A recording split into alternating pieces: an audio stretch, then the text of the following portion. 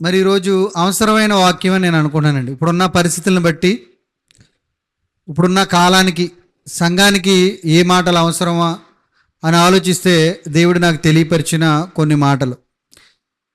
పోయిన శుక్రవారం నేను మాట్లాడుతున్న మాటలను బట్టి నాకు గుర్తొచ్చిన మాటలు ఏంటంటే, సేవకుల గురించి ఆలోచిద్దామని. నిజంగా బైబిల్ ధ్యానించినప్పుడు చాలా గొప్ప మాటలు బైబిల్లో రాస్తున్నాయి సేవకుల గురించి. నేను ఈరోజు చెప్పే అంశం ఏంటంటే, రాసుకునే వాళ్ళు ఉంటే సేవకుల పట్ల సంఘ బిడ్డలు చేయవలసిన బాధ్యత.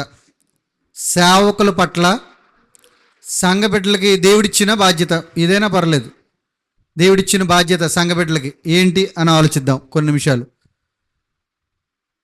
ఈరోజు సంఘం అంటే ఓన్లీ ఇక్కడ కూర్చున్నదే సంఘం కాదు, కానీ దేవుని సంఘం అంటే ప్రపంచంలో ఉన్న దేవుని పిల్లలు ఎవరైతే బాప్తిజం పొందుకుని రక్షించబడి దేవుని పిల్లలుగా బ్రతుకుతారో వాళ్ళందరూ కూడా దేవుని కుటుంబం అండి. ఓన్లీ మనం ఒకటే దేవుని కుటుంబం అని నేను మన గురించి చెప్పట్లేదు. ప్రపంచంలో ఉన్న క్రైస్తవ విశ్వాసుల గురించి, ప్రపంచంలో ఉన్న దేవుని సేవకుల గురించి, టోటల్గా దేవుని కుటుంబం గురించి నేను మాట్లాడుతున్నాను. అంటే అందరం ఒకటే కుటుంబం. ఎందుకని అన్నానంటే, ఒక కుటుంబం అని మనకి సహజంగా లోకంలో కూడా చాలా కుటుంబాలు ఉన్నాయి. రక్త సంబంధానికి సంబంధించిన కుటుంబాలు, తాతల కాడి నుంచి పూర్వకాలం నుంచి వస్తున్న కుటుంబాలు మనకి చాలా ఉన్నాయి. ఇందులో ఆత్మీయ కుటుంబాలు ఉన్నాయి, కొన్ని సంఘం ద్వారా ఏర్పడిన ఆత్మీయ కుటుంబాలు ఉంటాయి. కొన్ని కుటుంబీకుల్లో కూడా దేవుని నమ్ముకున్న కుటుంబాలు, దేవుని నమ్ముకున్న పిల్లలు ఉంటారు. లోకానికి సంబంధించిన దేవుని నమ్ముకోవడం కాదు, నిజంగా దేవుని నమ్ముకున్న పిల్లలు. క్రైస్తవులు అంటే మన క్రైస్తవ కుటుంబంలో పుట్టినోడు క్రైస్తవుడు కాదండి. ఎవరైతే బాప్తిజం పొందుకుంటారో వారి మట్టుకే క్రైస్తవులు సంఘ దేవుని పరంగా, ఈ చట్ట ప్రకారంగా. అంటే ఇప్పుడు నేను చెప్పేది ఏంటి, లోకంలో లోక సంబంధమైన కుటుంబాలు ఉన్నాయి, ఆత్మ సంబంధమైన కుటుంబాలు ఉన్నాయి.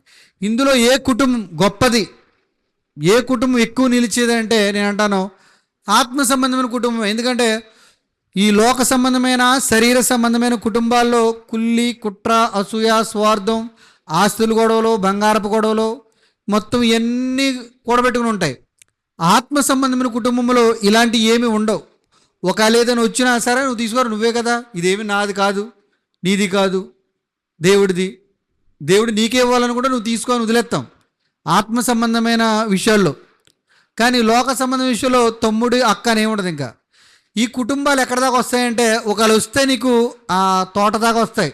మన ఇంటి వెనకాల కప్పెడతారు కదా, ఆ తోట దాకా వస్తాయి. ఎంత బంధమైన, భార్యాభర్తల బంధమైన, పిల్లల బంధమైన, స్నేహితుల బంధమైన, ఎంత రక్త సంబంధాలైన ఏ బంధమైనా సరే తోట దాకా వచ్చి అక్కడ ఆగిపోద్ది అంతే. కాళ్ళకు వచ్చి కాలు కడుక్కుని వదిలేస్తారు ఇంకా బంధాన్ని. కానీ ఆత్మీయ బంధం ఏంటి తెలుసా, ఇక్కడ కొనసాగుతుంది. చనిపోయిన తర్వాత కూడా యుగ యుగాలు, కోట్లు సంవత్సరాలు ఇంక దానికి అంతమంటూ లేదు. అక్కడ కంపల్సరీగా కోట్లు యుగాలు ఉంటుంది. ఇప్పుడు ఇందులో ఏ బంధం గొప్పది అని అంటే, నిత్యము ఉండే బంధం, కుటుంబం అంటూ ఏదైనా ఉందంటే ఆత్మబంధం. ఆత్మబంధాలు ఎక్కడ ఉంటాయంటే ఓన్లీ 4 గోళ్ల మధ్యనే ఉంటాయి. ఇక్కడే ఏర్పడతాయి, ఇక్కడే బలపడతాయి, ఇక్కడే ఆశీర్వాదాన్ని పొందుకుంటాయి. అంటే మనం మాట్లాడుకున్న కుటుంబంలో ఈ కుటుంబం చాలా విలువైంది. మరి కుటుంబానికి దేవుడిచ్చిన బాధ్యత ఏంటి అని మనం ఒకసారి ఆలోచిస్తే, 2 కొరింథీ చూడండి. 2 కొరింథీ 1వ అధ్యాయము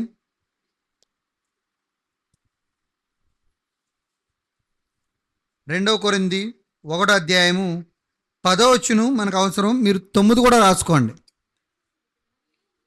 పోనీ 10 పైన లైన్ చదవండి. మరణమగునంతగా, అదే చదవండి, తెలుగు చదవండి కరెక్ట్గా. మరణమగుదుమని నిశ్చయముగా మా మట్టుకు మాకు, అంటే మేము చనిపోతామని నిశ్చయం అంటే ఏంటి, ఖచ్చితంగా, ఇంకా కంపల్సరీగా, గ్యారంటీగా మేము చనిపోతామని అనుకున్నాడు లేదు ఆయన. చూడండి, అప్పుడు చెప్తున్నాడు కింద వచ్చిన మనకు కావాలి. ఆయన అట్టి గొప్ప మరణం, అంటే గొప్ప మరణం అంటే భయంకరమైన మరణం. గొప్ప మరణం అంటే కంపల్సరీ చనిపోయే మరణం, భయపెట్టే మరణం. అలాంటి గొప్ప మరణం నుండి మమ్మును తప్పించెను. ఎవరు తప్పించారంట? దేవుడు తప్పించాడు.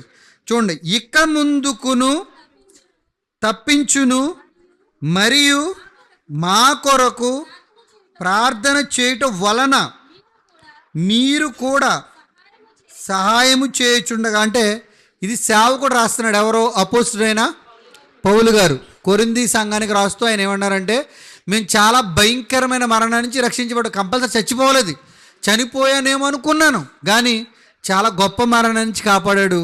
కానీ మళ్ళీ అడుగుతున్నాను, ఇక ముందు కూడా మరణం ఉంది మాకు, కానీ ఇక ముందు కూడా మేము రక్షించాలంటే సంఘమైన మీరందరూ ఏం చేయాలి అంటే, ప్రార్థన వలన మీరు కూడా సహాయము. అదేంటి, సేవకుడికి ఏ సహాయం చేయాలి? డబ్బులు సహాయం చేస్తే సరిపోదు కదా, ఆనందపడతాడు. మనందరికి ఉండే ఆలోచన ఏంటంటే సేవకుడికి ఏదోటి ఇవ్వాలి అనే ఆలోచన. ఓకే, అది కరెక్టే. అది ఇవ్వటం వల్ల సేవకుడు ఒకరోజు బతుకుతాడు, 2 రోజులు బతుకుతాడు, మీరు యుగాలు బ్రతుకుతారు. ఆ దీవెన వరం పరలోక రాజ్యంలో మీ ధనం దాచుకోండి అన్నాడంటే ఆయనకు సంబంధించిన తాలూకా బ్యాంకులో మీరు వేసుకోవాలి. మీరు ఇచ్చిన 100, 200 ఇక్కడ అయిపోతే సేవకులకి ఎవరికైనా 10,000, 20,000, ₹1,00,000. కానీ ఆ దీవెన తరతరాలు ఉంటుంది. పరలోకలు మనం బతకటానికి అక్కడ వేసుకునే బ్యాలెన్స్. నేను దాని గురించి మాట్లాడట్లేదు, కానీ ఇక్కడ ఏ సహాయం అడుగుతున్నాడు? డబ్బు సహాయం కాదు, కానీ ప్రార్థన సహాయం కంపల్సరీ అడుగుతున్నాడు. నాకు మీరు సహాయం చేయండి, నేను బ్రతకాలంటే మీరేం చేయాలి? సహాయం చేయాలి. నేను బ్రతకాలంటే మీరేం చేయాలి? ప్రార్థన సహాయం నాకు చేయాలి. ఆయన ఇక ముందుకును మమ్మును తప్పించునని ఆయన యందు నిరీక్షణ గలవారమై ఉన్నాము. అంటే ఆయన మమ్మల్ని తప్పించాలంటే సంఘమైన మీరందరూ కూడా ప్రార్థన కంపల్సరీ చెయ్యాలి అని చెప్తున్నాడండి. అందువలన అనేకుల ప్రార్థన ద్వారా, చూడండి, మాకు కలిగిన, అంటే అనేకులు సేవకుడి కోసం ప్రార్థన చేస్తే ప్రార్థన ద్వారా, అది అండర్లైన్ చేసుకోండి, ప్రార్థన ద్వారా వాళ్ళకి ఏమొస్తుందంట? కృపావరం. కృప అంటే ఏంటి? అర్హత లేని సమయంలో అర్హతను అనుగ్రహించటమే, పొందుకోవడమే కృప. ఇప్పుడు వీళ్ళకి ఏ అర్హత వచ్చింది? 5 వచనంలో 9వ వచనం ప్రకారం చనిపోవాలి అక్కడ.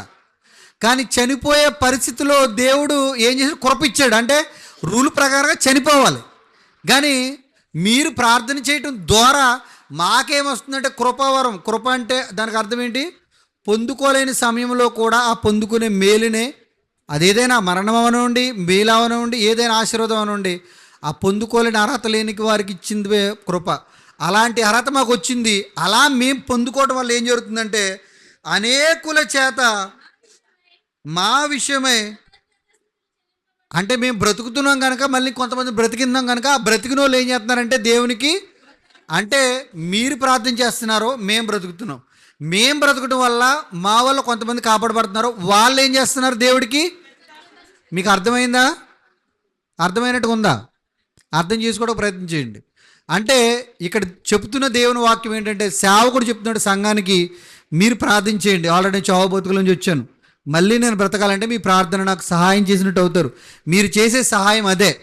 మీరు నాకు సహాయం చేయటం వల్ల దేవుడు కృప వస్తుంది. ఈ కృప వల్ల కొంతమంది బ్రతుకుతారు. ఆ బ్రతికిన వారు దేవుడికి స్తుతులు, కృతజ్ఞతాస్తుతులు చెల్లిస్తారు. అంటే నేను అన్నాను, ఈ సేవకుడు ఏమైనా చిన్నోడా? సేవకుడు ప్రార్థనలు విశ్వాసులకు అవసరమా? విశ్వాసి ప్రార్థన సేవకుడికి అవసరం ఇక్కడ. కానీ అందరూ సేవకుడు ప్రార్థన చేసేవాడా? అందరికప్పుడు విశ్వాసులు సేవకుల కోసం ప్రార్థన చేసేవారా? సేవకుడే పౌలు గారే చనిపోయిన కూడా లేపాడాయన. ఈయన ఇదిగో ఇలాంటి ఖర్చు పట్టుకెళ్ళి ఎక్కడో ఉన్న రాష్ట్రంలో, హైదరాబాద్లో ఉన్న వాళ్ళకి తీసుకెళ్ళి అక్కడ వేస్తే అక్కడ స్వస్థత పొందుకుని అంత శక్తిమంతుడు. నేను అన్నాను, నెంబర్ 1 శక్తిమంతుడైన సేవకుడే విశ్వాసుల ప్రార్థన కోసం సహాయం అడిగేలా చేయి చాచి అడుగుతున్నాడంటే, ఇంత బలవంతుడే సహాయం అడుగుతున్నాడంటే, ఇప్పుడున్న సేవకులు బలవంతులా బలహీనలా అంటే ఈయనతో పోల్చుకుంటే బలహీనలే. అంత బలవంతులే నేను చెప్పలేను. ఎందుకంటే చనిపోయిన లేపినట్టుగా ఎక్కడ ఏ సేవకుడి ద్వారా లేదు. నిజంగా కళ్ళ ముందు అలా కనుగట్టుగా కాకుండా అద్భుతం జరిగినట్టుగా ఏ సేవకుడి ద్వారా నేను చూడలేదు. నేనైతే చూడలేదు. లోపల కంతులు తగ్గిపోయినాయి, నాకు కనపడలేదు. ఉన్నప్పుడు కనపడలేదు, లేనప్పుడు కనపడలేదు. లోపల కిడ్నీలు, రాళ్ళు ఎన్ని కరిగిపోయినాయి నేను చూడలేదు. అయినా అమ్మను నేను. పర్టికులర్గా జరిగిందా, కళ్ళ ముందు పక్షపాతం వచ్చేసింది, ఇలా జరిగిందా, ఓకే నమ్ముతాం. ఇతను డైరెక్ట్గా ఎన్నో జరిగినాయి. ఇంత జరిగినోడే సహాయం అడుగుతున్నాడంటే, ఇప్పుడున్న బలహీనమైన సేవకుల కోసం సంఘమైన అందరూ ఎంత ప్రార్థన చేయాలి? ఈ సేవకుడికి ఎంత అవసరం ప్రార్థన? అవసరమా లేదా? కంపల్సరీ. ఇప్పుడు నేను ఈ పాఠం ఎందుకు చెప్తున్నానంటే, ఇప్పుడున్న పరిస్థితి, సేవకుల పరిస్థితి 100% బాగోలేదు. ఎందుకని అంటే ఆల్రెడీ రాజమండ్రిలో అంటున్నారు, అది ఎంతవరకు నిజమో నాకు తెలియదు, కానీ ఒక వాట్సాప్లో వచ్చింది ఒక బిట్టు. 1000 మంది కత్తులిచ్చుకుని నినాదం చేస్తున్నారు. మీకు వచ్చింది ఎవరి దగ్గరికైనా? రాలేదా? నా దగ్గర ఉంది, కావాలి ఇప్పుడు గ్రూప్లో పెడతాను. 1000 మంది యూత్ వారు, మంచి కాలేజీ కుర్రోళ్ళు, ముసలోళ్ళు, ఈరోజు రేపు రాలిపోయేవాళ్ళు కాదు. 1000 మంది అంటండి ఇలా కత్తులిచ్చి ఉంది నా దగ్గర, నేను చూశాను. 1000 మంది కత్తులిచ్చి నినాదం చేస్తున్నారు. కాదు, డైరెక్ట్గా శబ్దం విన్నాను, క్లియర్గా నినాదం చేస్తున్నారు. ఓకే. ఏదేమైనా అంటే నేను విన్న దాని గురించి చెప్తున్నాను.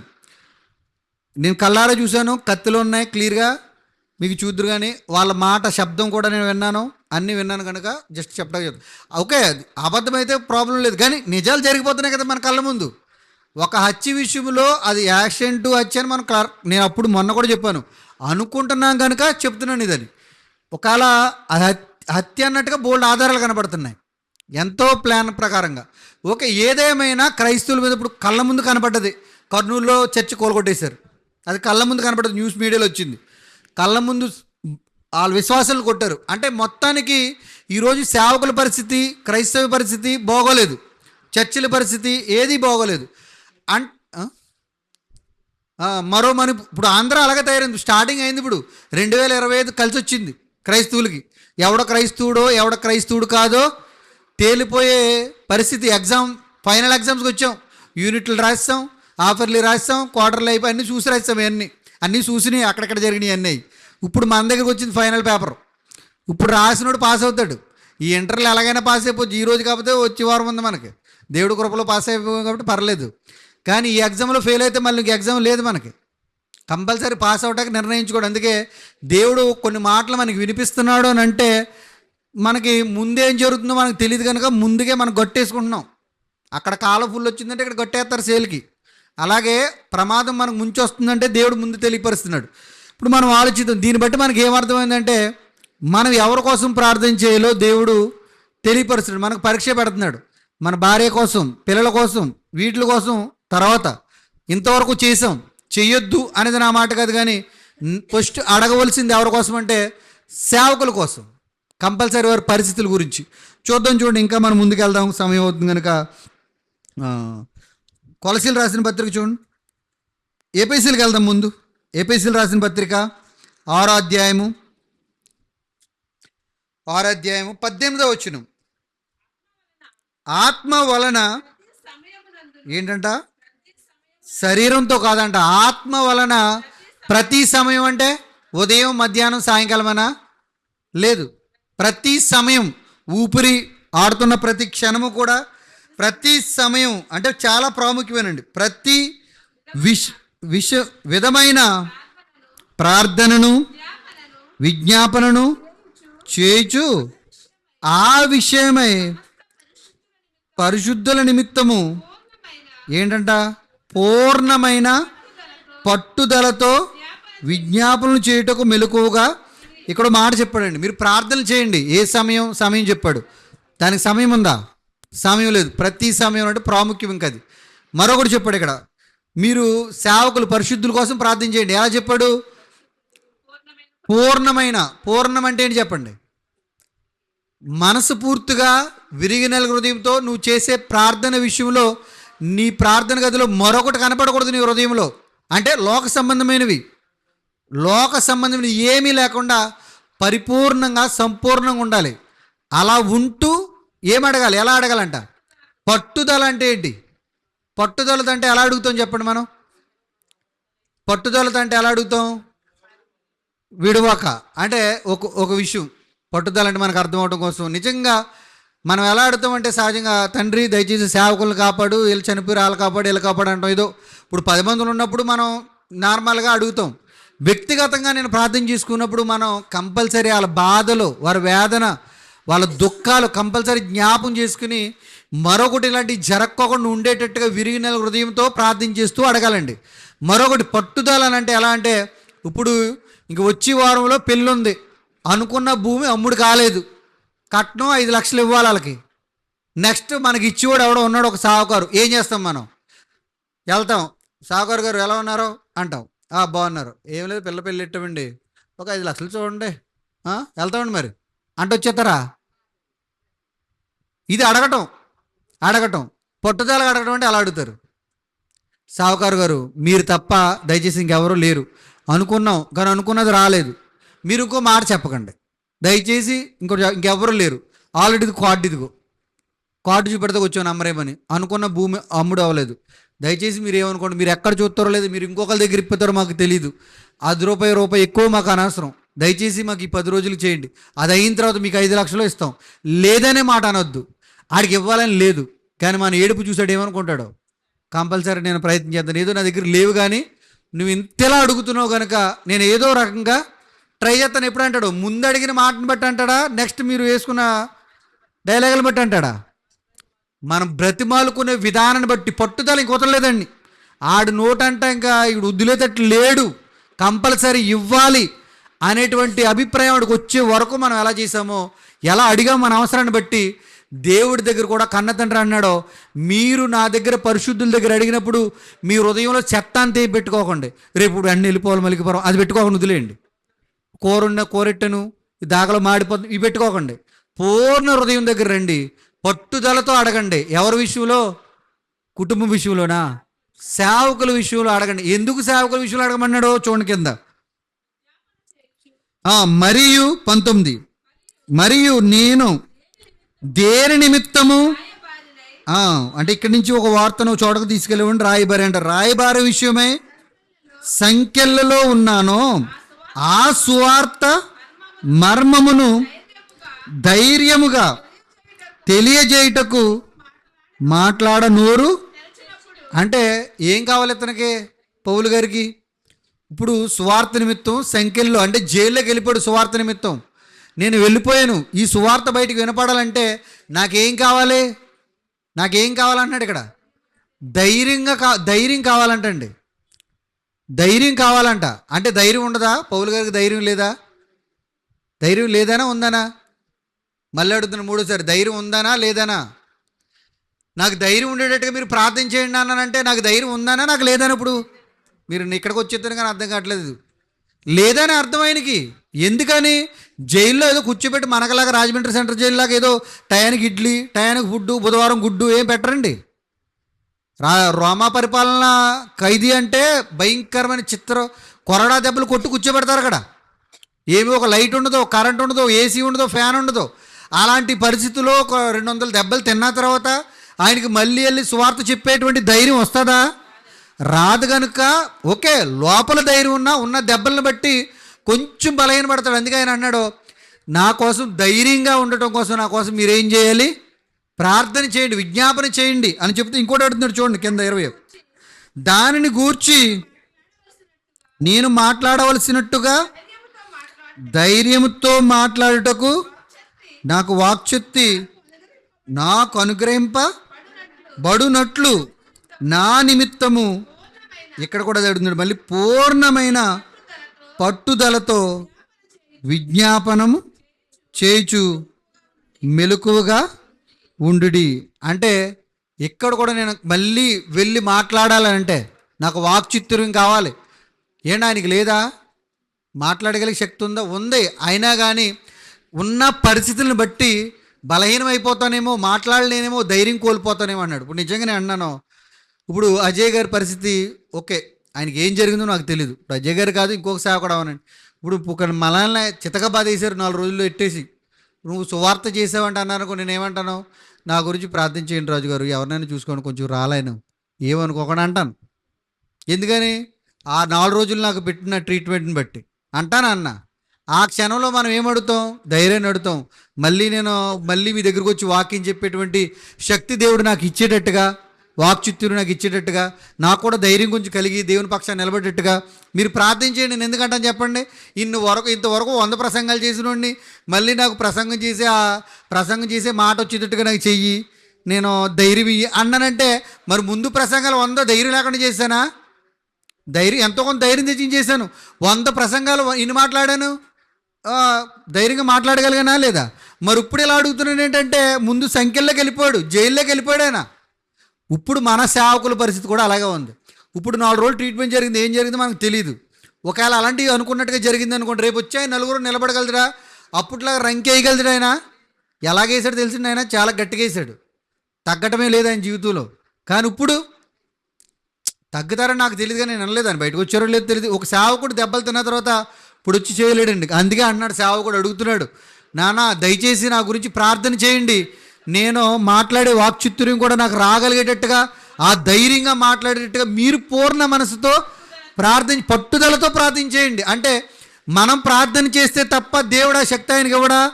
రూల్ అలా పెట్టాడంతే, అలా చెయ్యాలి సంఘం అంతా. మరి తినేసేది 2 మాటలు ఆమె హల్లెలూయా అంటే వెళ్ళిపోవటకు వచ్చిందా సంఘం? భారం కలిగి సేవకుడి పట్ల ఉండటకు ఒక బాధ్యతను ఇస్తున్నాడు దేవుడు. ఇక్కడ ఇస్తున్నాడా లేదా? చూడండి ఒకసారి మనం ముందుకు వెళ్ళిపోదాం. ఇంకా 2వ దశలోనికా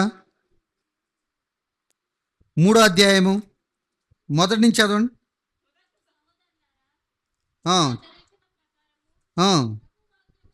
చూడండి, తుదకు సహోదరులారా, మీలో జరుగుచున్న ప్రకారము ప్రభు వాక్యము శీఘ్రముగా వ్యాపించిన చోట ఫుట్ నోట్లు ఏముంది తెలుసా? పరుగు పెట్టాలంటండి. వాక్యం ఏం చేయాలంట? పరుగు పెట్టాలంట. అంటే ఇప్పుడు జరుగుతున్న ప్రకారంగా పరిస్థితులను బట్టి ప్రభు వాక్యం శీఘ్రంగా వ్యాపించి మహిమ కలగాలి, ప్రభువుకు మహిమ కలుగు నిమిత్తము.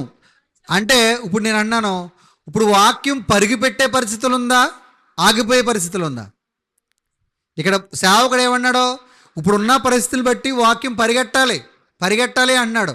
పరిగెట్టాలి అని అన్నాడంటే ఆగిపోతుందని అర్థం. అక్కడ ఆగిపోతున్నాను. ఇప్పుడు ఉదాహరణకి చిన్న నీళ్ళు తేనాను అనుకో, వెళ్తున్నాను ఇలా, నాకు ఆల్రెడీ పరమారిపోతుంది. ఇక్కడ ఒరే పరిగెట్టరా అన్నానంటే అర్థం ఏంటి? వీడు పరిగెట్టట్లేదని అర్థం. ఇక్కడ నేను పరిగెట్టరా అని ఎందుకంటాను? వీడు పరిగెట్టట్లేదు కాబట్టి నాకు అర్జెంట్ కనుక పరిగెట్టమన్నాను. వీడు నడిచి వెళ్తున్నాడు అంటే ఇక్కడ కూడా కింద ఫుట్ నోట్ లేదు. వాక్యం అంటే పరిగెట్టాలంటే ఇప్పుడు ఉన్న పరిస్థితులను బట్టి పరిగెట్టాలి. అంటే అప్పుడు కూడా ఆగిపోయే పరిస్థితి వచ్చింది. రోమా పరిపాలన బట్టి, అక్కడ జరుగుతున్న హింసలను బట్టి వాక్యం ఏమవుతుంది? ఆగిపోయే పరిస్థితి వస్తుంది. అందుకే వాక్యం పరుగులు పెట్టాలి అని చెప్తున్నాడు. ఇప్పుడున్న పరిస్థితిని బట్టి కూడా, అప్పుడు మలికిపురం దగ్గర నేను గ్రౌండ్లో మీటింగ్లు పెట్టుకుంటే పర్మిషన్ ఇవ్వట్లేదంటండి. ఇప్పుడు పర్మిషన్ లేవు పబ్లిక్ మీటింగ్లు. నువ్వేం పెట్టుకుంటే ఈ పక్కన పెట్టుకో తోటలో అంతే. అది కూడా 10 దాటితే మూసేయాలి, లైట్ వెళ్ళకూడదు, శబ్దం వినపడకూడదు. ఇప్పుడు వచ్చిన రూల్స్ నువ్వు పబ్లిక్లో పెట్టుకోవటానికి ఇవ్వట్లేదని ఉంది. ఓకే, ఏమైనా పెద్ద రికమెండేషన్లు ఏమైనా ఏమైనా జరగవచ్చేమో నాకు తెలియదు, కానీ సెక్యూరిటీ తోటి పబ్లిక్లో జరగటం లేదు. నీ ఇంటికాడ తోటల్లో పెట్టుకో నువ్వు అన్నట్టు. అంటే సువార్త ఆగిపోయే పరిస్థితి వస్తుంది. చర్చిలనే కూలగొట్టేస్తున్నారంటే ఇంకా సువార్త సభ ఎక్కడదు? అంటే సువార్త పరుగులు పెడుతుందా, ఆగిపోయే పరిస్థితికి వచ్చిందా? ఆగిపోయే పరిస్థితికి వచ్చింది. అందుకే చెప్తున్నాం చూడండి కింద, మేము మూర్ఖులైన దుష్ట మనుషుల చేతిలో నుండి తప్పింపబడు నిమిత్తము మా కొరకు చాలండి. ఇక్కడ ఏమన్నాడో, సువార్త పరిగెట్టాలంటే సువార్త చెప్పే చోట ఎవరుంటారో? దుష్టులు ఉంటారు, మూర్ఖులు ఉంటారు. వాళ్ళ నుంచి మేము రక్షించబడటానికి మీరేం చేయాలి? ప్రార్థన చేయాలి. అంటే సువార్త వినపడే చోటే సాతాను శక్తులు ఉంటే ఆ సువార్త వినపడటానికి కంపల్సరీగా మీరు ప్రార్థన చేయండి. దుష్టుల చేతిలోంచి మేము తప్పించబడాలంటే ప్రార్థన. వాళ్ళ ప్రార్థన చేసి బయలుదేరితే కుదరదా? అంటే వాళ్ళు చేసుకుని వాళ్ళ పని వాళ్ళు వెళ్తారు, వెళ్ళక మానరు. కానీ సంఘానికి కూడా అప్పచెప్తున్న బాధ్యత ఏంటంటే కంపల్సరీగా దుష్టుల గురించి, మూర్ఖుల గురించి, సువార్త ఆగిపోకుండా పరుగులు పెట్టడం గురించి. ఈ సేవకుడు వెళ్తేనే కదా జరిగేది. కానీ సేవకుడు వెళ్ళకముందు ఆల్రెడీ దుష్టులు అక్కడ ఉన్నారు. వాళ్ళ నుంచి వీళ్ళు కాపాడబడాలంటే, సువార్త వినపడాలంటే, పరుగులు పెట్టాలంటే మనం ప్రార్థించేయాలి. మీకు సామర్లకోట ప్రభుదేశ్ గారు నువ్వు తెలుసా? మీకు నాకు తెలియదు, కానీ చిన్నప్పుడు నేను ఇనివ్వండి. ఓకే, పెద్దోళ్ళకి తెలుసు. ఆయన మా ఇంటికాడ మీటింగ్ చెప్తూ నేను 3 గంటల ఇక్కడ నిలబడి సువార్త చెప్తున్నానంటే నా భార్య 3 గంటల్లో మోకాళ్ళ నుండి ప్రార్థన చేసేదని కూడా ఆయన. ఓకే, అది అంటే ఆవిడ ప్రార్థన చేస్తుంది కనుక నేను ఇక్కడ వాక్యం చెప్తున్నాను. నాకు ఆ దేవుడే శక్తినిచ్చాడు, ఆ వాక్చిత్తునిచ్చాడు, ఆ బలం ఇచ్చాడు అన్నాడు. అలాగని ఇప్పుడు నా భార్య మోకాళ్ళ నుంచి ప్రార్థన చేయదు, అలాగని ఇప్పుడు చేయదు. పొద్దున్నో రాత్రో ఎప్పుడో మధ్యాహ్నం ఏదో అడుగుతుంది. ఇప్పుడు మీరు కూడా అడుగుతారు, మా సేవకుని క్షేమంగా తీసుకురండి, మా సేవకుడి ద్వారా మాట్లాడండి, అలా అడుగుతాం. కానీ తన భార్య అయితే అలా అడిగేదని చెప్పాడు. ఈ మాటను బట్టి నాకు గుర్తొచ్చింది. అంటే వాక్యం తెలిసిన వాళ్ళు కంపల్సరీ కుటుంబాలు ఇలాగే ఉండాలండి. ఆయన లేడు కదా వస్తాడు అర్ధరాత్రి కుదరదు. ఈవిడ కూర్చుని మోకరించి ప్రార్థన చేయాలి, బాధ్యత ఇది.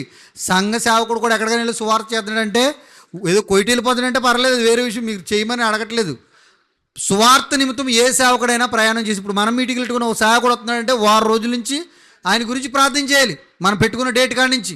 అలాగే ప్రతి సేవకుడు గురించి కూడా ఇక్కడ చేయాలన్నాడు. చూడండి ఒకసారి కొలసి 4:4. ఇంకా దేని గురించి ఏమన్నాడు? కొలసి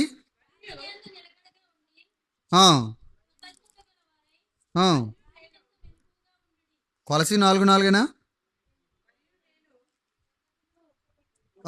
2 అదే, మరియు ప్రార్థన యందు నిలకడగా ఉండి గలవారే మెలుగు. అంటే ప్రార్థన చేయటం వల్ల మీరు ఏం కలిగి ఉన్నారంట? కృతజ్ఞత. అంటే సేవకుడు ద్వారా నేను బ్రతుకుతున్నాను కనుక ఆ సేవకుడు కూడా బ్రతకాలనేటువంటి కృతజ్ఞత చూపిస్తున్నారు. అంతేనా?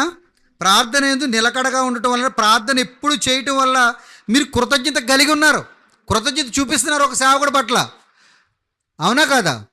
కంపల్సరీ సేవకుడి పట్ల కూడా కృతజ్ఞత కలిగి ఉండాలని చెబుతూ ఇక్కడ అన్నాడు 4వ వచనం, మరియు నేను పందకములలో ఉంచబడుటకు కారణమైన క్రీస్తు మర్మమును గూర్చి నేను బోధింపవలసిన విధముగానే ఆ మర్మమును వెల్లడిపరుచునట్లు వాక్యము చెప్పుటకు అనుకూలమైన సమయము దేవుడు దయచేయవలనని మా కొరకు.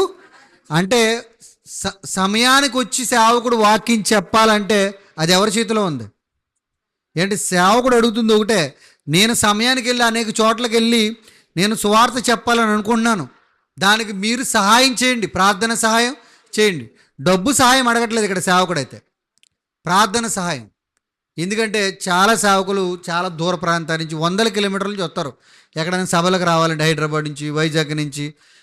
వాళ్ళ సేవకుల గురించి అంటున్నాడు ప్రార్థన కంపల్సరీ చేయాలి. ఏంటంట, దేవుడు నాకు సువార్త వాక్యం చెప్పుటకు అనుకూలమైన సమయము దేవుడు దయచేయవలనని మా కొరకు ప్రార్థించండి. నిజంగా మనం ప్రార్థన చేస్తామా లేదా సేవకుల గురించి మనకు పరీక్ష అండి. ముందుగా మన వ్యక్తిగత జీవితాల్లో ఉన్న తప్పులు అడగండి, ఆ తర్వాత సేవకుల గురించి అడగండి, ఆ తర్వాత మన కుటుంబాల గురించి, మన సమస్యల గురించి, లేదా ఆత్మీయ జీవితం గురించి అడగండి. ఫస్ట్ మన వ్యక్తిగత పాపం పోవాలి, ఆ తర్వాత సేవకులు. ఎందుకంటే సేవకుడు బ్రతకటం వల్ల, సేవకులు జీవించటం వల్ల అనేక మంది జీవించే అవకాశం వస్తుంది. నిజంగా ఎంత అవసరం చెప్పండి? అవసరమా లేదా?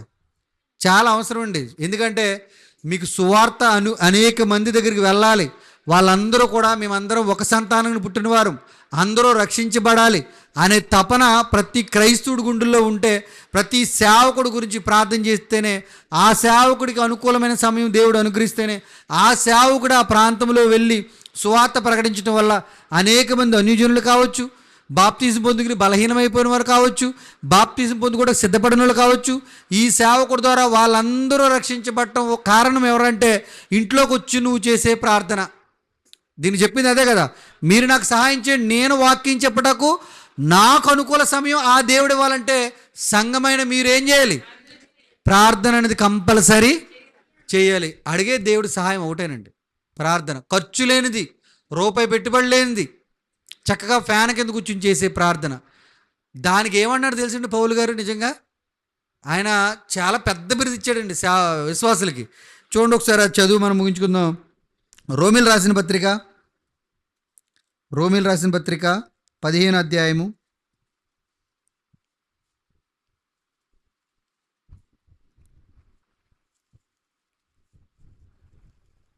15వ అధ్యాయము 30వ వచనం కానీ చదవండి. సహోదరులారా, నేను యూదయలోనున్న ఇదిగో అవిధేయుల చేతిలో నుండి, అంటే ఒకరి చేతిలో నుంచి నేను తప్పింపబడ్డాను. నిజంగా పౌలు గారికి వచ్చిన శ్రమలో మనం చదువుకుంటే చాలా ఉంటాయండి. నేను ఒక ప్రాంతాన్ని నుంచి వస్తున్నప్పుడు వారి చేతిలోంచి విడుదల పొందుకున్నాను అని చెబుతూ తప్పింపబడి యెరూషలేములో చేయవలసి ఉన్న ఈ పరిచర్య పరిశుద్ధులకు ప్రీతికరమగునట్లు నేను దేవుని చిత్తము వలన సంతోషంతో మీ వద్దకు, ఆల్రెడీ అక్కడెక్కడో తిప్పలు పడ్డాడు, దెబ్బలు తిన్నాడో, అవమానపడ్డాడో, అక్కడి నుంచి తప్పించబడ్డాడో, కానీ ఆగుతున్నాడా? మరో చోటుకు వెళ్ళి నేను మీకు సువార్త చెప్పాలని ఆశపడుతున్నాను, నాకు చాలా సంతోషంగా ఉంది, మీతో ఉండాలని, మీకు వాకింగ్ చెప్పాలి, మీతో పాటు విశ్రాంతిలోకి చేరాలని నేను చాలా ఆనందపడుతున్నాను. దానికి మీరు ఏం చేయాలంటే, మీ వద్దకు వచ్చి మీతో కలిసి విశ్రాంతి పొందినట్లు మీరు నా కొరకు దేవునికి చేయు ప్రార్థనల యందు నాతో కలిసి ఏంటంట? పోరాటమా మందే? పోరాటమా? ప్రభా, నీ సేవకులు వస్తున్నారు, దయచేసి క్షేమంగా కాపాడు తండ్రి, ప్రయాణ మార్గులు తోడేయండు, వారితో నువ్వేం మాట్లాడకుండా సహాయం చేయి, ఏస్తున్నావు నడుతుంది. ఇది పోరాటమా? అసలు పోరాటం అంటే ఏంటంటే, అసలు పోరాటగానే పలుకులకి తేడా లేదా? పోరాటానికి పలుకులకి చాలా తేడా ఉన్నాయండి, చాలా తేడా. మందే పోరాటం కాదు, పలుకులు, చిలక పలుకులు ఇవన్నీ. ఈయనేమన్నాడు? పోరాటం అన్నాడు. నేను మరో చోట నుంచి ఇబ్బందులు పడ్డాను, ఓకే అది వదిలేయండి, కానీ మళ్ళీ మీ దగ్గర రావాలనుకున్నాను, మీ దగ్గరకు వచ్చి వాక్యం చెప్పాలి, మీతో సంతోషించాలని, ఆనందపడాలనుకున్నాను. కానీ మీరు నాకు చేసే సహాయం ఏంటంటే, నేను మీ దగ్గరకు వచ్చి వాక్యం చెప్పటకు, మీ యందు ఆనందించుటకు మీరు నా నిమిత్తం దేవుడితో ప్రార్థన చేసి పోరాడండి. నిజంగానండి, ఈరోజు పోరాటం లేదండి. ప్రార్థన చేయటం పెద్ద పోరాటం కాదు. పోరాడటం అంటే ప్రార్థనే చేయాలి, కంపల్సరీ ప్రార్థనే, కానీ ప్రార్థనలో పోరాడాలి. ఎవరితో పోరాడాలి చెప్పండి? దేవునితో పోరాడాలి, దేవుణ్ణి గోజాడాలి, దేవుణ్ణి అడగాలి. మనోళ్ళే ఇబ్బందులు. నిజంగా భర్తే హాస్పిటల్లో ఉన్నాడు, ఎలా పోరాడతాం చెప్పండి దేవుడితోటి? అసలు ఆ క్షణంలో దేవతలు దిగి వెంటనే ఆపరేషన్ లేకుండా తీసుకొచ్చేయాలి బిడ్డనే, అంత అలా పోరాడతాం. నువ్వు వదిలిపెట్టే దేవుడు కాదు, దాటిపోయే దేవుడు కాదు. ఎన్ని పలుకుతామండి? మొత్తం బైబిల్లో ఉన్న 8 లక్షల మాటలన్నీ పలికెత్తాం, దేవుడు చేసిన వాగ్దానాలన్నీ పలికెత్తాం. నిజంగా ఈరోజు ఇంకా ఆమె నడితేప్పటికి నా కళ్ళ ముందు నా భర్త ఉండాలి తండ్రి, ఆమె అంటాం అంతే. ఎంత పోరాటం! పోరాటం అంటే ఇంకా మోషే, ఎవరో యాకోబు గారు పోరాడారు చూసారా, పెనుగులాడారు చూసారా, అలా పోరాడాలంట. ఎవరి విషయంలో? ఒక సేవకుడు మరొక చోటకెళ్ళి వాక్యం చెప్పే విషయంలో అతనికి క్షేమకరమైన ప్రయాణం ఉండాలి, ఆ కుటుంబంలో క్షేమం ఉండాలి, ఆ కుటుంబంలో ఆరోగ్యం ఉండాలి, వారి ఆర్థిక ఇబ్బందుల్లో అతను ఏ ఇబ్బంది లేకుండా చక్కగా ప్రయాణం చేయాలి, సువార్త చేయాలి. ఆ సువార్త ద్వారా అనేక మంది రక్షించబడాలి. నిజంగా ఒక సేవకుడు కుటుంబ ఇబ్బందులు ఉన్నాయనుకోండి, ఆర్థిక ఇబ్బందులు, ఏం బైబిల్ దగ్గర కూర్చుని ధ్యానించలేడండి. వీడు ధ్యానించగలదు, వాడు వస్తాడేమో, ఈ కట్టలు లోన్ కట్టలు బాబా అని గుర్తొస్తాయి, డోకరాలు గుర్తొస్తాయి, లోన్లు గుర్తొస్తాయి, అప్పులు గుర్తొస్తాయి. ఈవిడేమో డొక్కలో నొప్పి వచ్చేద్దంటే ఆ నొప్పి గుర్తొస్తుంది, చేతులు చుట్టూ డబ్బులు ఉండవు. ఇన్ని బాధల్లో ఈయనేం ధ్యానిస్తాడో? ఏదైనా మైండ్ లేకుండా చేయొచ్చు, కానీ సువార్త అనేది మైండ్ లేకుండా చేయలేమండి. మొత్తం సంపూర్ణంగా బైబిల్ దగ్గర పెట్టి దేవుడిని ఆనుకుంటే తప్ప చేయలేము. ఇది 2 ఎక్కం కాదు. గంట మెసేజ్ గుర్తుపెట్టుకోవడం అంటే కష్టమా? నాకు ఒక పేరే గుర్తుండదు, ఈ మెసేజ్ ఇంత ఎలా ఎక్కడ గుర్తుపెట్టుకుంటాను నేను? గుర్తుపెట్టుకోవాలంటే ఒక గంట నేను నిలబడి చెప్పాలంటే నేను ఎన్ని గంటలు పోరాడాలి? వాక్యం దగ్గర పోరాడాలి, దేవుని దగ్గర పోరాడాలి, నా ఆలోచనలన్నిటితో పోరాడాలి. నేను ఎంతో కష్టపడి చెప్తే తప్ప ఇక్కడ ఒక గంట సమయానికి నేను పరుగులు పెట్టలేను. ఇంత కష్టపడితే తప్ప ఇంత న్యాయం చేయలేడు సేవకుడు. అంత సేవకుడు అంత కష్టపడుతుంటే మీరు కూడా నాకు సహాయం చేయండి. నా ఆలోచనలు బాగుండాలని, నా మాట తీరు బాగుండాలని, నేను వెళ్ళే ప్రయాణం బాగుండాలని, నేను మళ్ళీ మీ దగ్గరికి వచ్చి మళ్ళీ మీకు మాటలు చెప్పే విషయంలో సహాయం చేయండి. మీరు కూడా ప్రార్థనలో పోరాడండి. నేను ఎంత అలా పోరాడుతున్నాను సువార్త చెప్పడానికి, మీరు కూడా పోరాడండి అని ఒక పౌలు గారు అడుగుతున్నాడండి. పోరాడటం అంటే చిలక పలుకులు పలకండి సేవకుడి కోసం. మనం పలికేది నేను చేయట్లేదు అని అనేది నా మాట కాదు, చేస్తున్నారు. అది దేవుడు చెప్పినట్టుగా చేస్తున్నామా, మనం అనుకున్నట్టుగా చేస్తున్నామా అనేది నా ప్రశ్న. దేవుడు పలకమని చెప్పలేదు, పోరాడమన్నాడు. కంపల్సరీ పోరాడాలండి. ఒక సేవకుడు గురించి నువ్వు ప్రార్థన చేస్తే నీ గురించి ఆయన మర్చిపోతాడు అనుకోకండి. అరే నేను దేవుడిని అడగలేదు, ఇది చేయడేమో, మరి నా ప్రయాణ విషయంలో, నా ఆర్థిక ఇబ్బందుల్లో దేవుడు చేయడేమో, అడగలేదు కదా అడగండి. ఆయన అన్నాడు, మీ తండ్రిని మీరు అడగక ముందే మీకు అక్కరగా ఉన్నవేవో నాకు తెలుసు అన్నాడు. చూడండి ఒకసారి ముగించుకుందాం. ఇంకా ఎంతవరకు చదివాం? పోరాడవలనని మన ప్రభువు అయిన యేసుక్రీస్తుని బట్టియు ఆత్మ వలని ప్రేమను బట్టియు మిమ్మును బతిమాలు కొనుచున్నాను. ఏమన్నాడో నేను అన్నాను. ఇప్పుడు చెప్పండి, బతిమాలుకోవాలా చెప్పాలా? బతిమాలుకోవాలి. నేను అన్నాను, ఇప్పుడు బాగా గుర్తుంచుకోండి, బతిమాలుతున్నాను ఎందుకన్నాడు ఆయన సేవకుడు? ఎవరైనా ఆలోచించండి ఒకసారి, ఏం చించండి చిరుగుతుందేమో. నేను బ్రతిమాలుతున్నాను అంటే అర్థం ఏంటి? చేయట్లేదని అర్థం. అక్కడ సేవకుడు బ్రతిమాలుతున్నాడు అంటే చేయట్లేండి. శుక్రవారం రండి, అందరూ రావాలి, అందరూ రావాలి, అందరూ రావాలి, ఎవరు రావట్లేదని అర్థం. అక్కడ ఆదివారం కూడా శుక్రవారం రండి, శుక్రవారం రండి అంటే వస్తే నేను ఎందుకంటానమాట? ఎందుకు బతిమాలుతున్నాను అంటే శుక్రవారం ఎవరు రావట్లేదని. అంటే ప్రార్థన చేయట్లేదు సంఘం కూడా. ఆనాడు పౌలు గురించి చేయలేదు, ఈనాడు ఎక్కడ చేస్తారు? ఆనాడు పెద్ద పనులు ఉండవు, ఈనాడు మన అందరికీ పనులే. మన వీధిలో తిరుగుతున్న కుక్కకి పనులే. అసలు అది ఆగుతుందా? మనమైన ఇంటికి కూర్చుంటాం కదా, తోక పూజ వెళ్ళిపోద్ది ఏదో పని మీద, మళ్ళీ ఇలా వచ్చేది ఏదో పని మీద వెళ్ళిపోతున్నట్టు. దానికే ఖాళీ లేదు, మనకెక్కడ ఖాళీ ఉంటుంది? ఉంటుందా? లేదండి. ఆనాడు విశ్వాసులు కూడా ప్రార్థన చేయలేదు. ఇక్కడ ఇన్ని కొబ్బరిలు చెప్తున్నాడు కానీ పౌలు గారు ఇన్ని చోట్ల చేయలేదు. కనుకనే ఒరే నాన్న నేను మిమ్మల్ని బతిమాలుతున్నాను అంటే ఎవ్వరూ చేయట్లేదండి సేవకుడు కోసం. అందుకని ఆ రోజు అన్ని ఇబ్బందులు పడి ఉంటారు వాళ్ళు. ఈరోజు కూడా ఇన్ని ఇబ్బందులు పడ్డ కారణం ఏంటి? ఈరోజు నిజంగా సంఘం పోయిన వారం మీకు అదే చెప్పాను, శుక్రవారం. ఆనాడు ఇబ్బందులు పడ్డారు విశ్వాసులు అంటే చేయట్లేదు. ఈనాడు కూడా సేవకులు ఇబ్బంది పడతాకి విశ్వాసులు ప్రార్థన చేస్తే కంపల్సరీ సేవకులు దేవుడు ఎత్తి పట్టుకుంటాడు. ఇక్కడ ప్రార్థన చేయండి అని దేవుడే రాయించాడు కదా విశ్వాసులకి. కంపల్సరీగా మనం కూడా ప్రార్థన చేయాలంటే బ్రతిమాలుతున్నాడు అని అంటే చేయట్లేదని అర్థం. నేను అంటున్నాను, మనం కూడా ఒక విషయంలో మనం కూడా అవసరమైతే బతిమాలుతామా, అవసరం లేకపోతే బతిమాలుతాం. ఒక విషయంలో వెయ్యి ఉంటామండి రాజుగారు అంటాం, ఇత్తేస్తాడు లేకపోతే లేదు. కానీ అవసరం అనుకోండి, ఎలా బతిమాలుతాను అంటే పౌలు గారికి కూడా ఎంత అవసరం ఈ ప్రార్థన చెప్పండి. బతిమాలుతున్నాడు అంటే చాలా అవసరం, మీకు అర్థం చేసుకోవాలి. మరి ఇంక నేనేం చేయలేను. చాలా కూడా పౌలు గారికి ప్రార్థనలో అవసరం అండి, అవసరం. కానీ ఈరోజు చేయట్లేదు. ఆనాడు సేవకులు బ్రతిమాలుకున్నారు, ఎవరు ప్రార్థన చేయండి అని. ఏదో ఇవ్వాలని కాదు, వీళ్ళ శ్రేయస్సు కోసం కాదు అడుగుతా. సువార్త ప్రకటింపబడటకు దుష్టుల చేతిలోంచి, మూర్ఖుల చేతిలోంచి మేము బ్రతకాలి. ఆల్రెడీ మరణం తప్పించుకున్నాం, మా గురించి ప్రార్థన చేయండి. బ్రతిమాలుతున్నారంటే సేవకుడికి చాలా ప్రార్థన అనేది, సంఘ ప్రార్థన అనేది అవసరం అండి. నిజంగానండి. ఎందుకు మనం ప్రార్థన చెయ్యం అని అంటే, ఒకటి, మీరు విలువైన దానికోసం ఎక్కువ ప్రయాసపడతారా, విలువలేని దానికోసం ఎక్కువ అడుగుతారా దేవుణ్ణి? విలువైన దాని గురించేనే అడుగుతాం. ఇప్పుడు మలికిపురం వెళ్ళాలి, తండ్రి మలికిపురం వెళ్తున్నాను, దయచేసి సహాయం చేయి, ఆమేన్ అంటాం. ఓకే, కరెక్టే, నేను దానికి కాదన్ను. అమెరికా వెళ్ళాలి, తండ్రి అమెరికా వెళ్తున్నాను, తోడుగొండు, ఆమేన్ అంటామా? తండ్రి బస్సు ప్రయాణంలో తోడుగుండు ప్రభువా అంటాం. మళ్ళీ బస్సు దిగిన వెంటనే మనం ఎయిర్పోర్ట్లోకి వెళ్తాను, ఈ పేపర్ల విషయంలో సహాయం తండ్రి అని అడుగుతాం. ఎవరి దగ్గరికి వెళ్తున్నావు? ఆఫీసర్ మనసులో నువ్వు దూరిపో, పర్యాప్రవేశం చేసేసి దూరిపోయి నీ ప్రేమను చూపించు. ఏం చూపించాలంటే వీడికి పేపర్లోంచి ప్రేమను చూపించాలి. ఇదిగో మరి పాస్పోర్ట్లు ఇవన్నీ కొంచెం తేడా ఉన్నాయి, మరి అన్యాయం చూసుకుంటా అన్నాడు, నేను ఆడి దగ్గరికి ఆ కౌంటర్ దగ్గరికి వెళ్తేట్టుగా నువ్వు దూరిపోయి నాకు సహాయం చేయి. ఎమిగ్రేషన్ అయిపోయి ఫ్లైట్ ఎక్కే వరకు నువ్వు తోడుగా ఉండు. ఇక్కడ దాకా ఆగుతాడా? మళ్ళీ దిగే వరకు గాలంతా నీ దూతలు పెట్టే చుట్టూరు. ఎంత ప్రార్థన అండి. మళ్ళీ అక్కడ దిగిపోయిన తర్వాత ఆ యజమానుల్లో నువ్వు దూరిపో. యజమానులు నీ ప్రేమ ఇచ్చే ఫుల్లుగా, 3 సంవత్సరాలు 5 సంవత్సరాలు ఫుల్లుగా ధనం ఇచ్చేయి, మళ్ళీ వచ్చేస్తాను ఇక్కడ తిరగటానికి.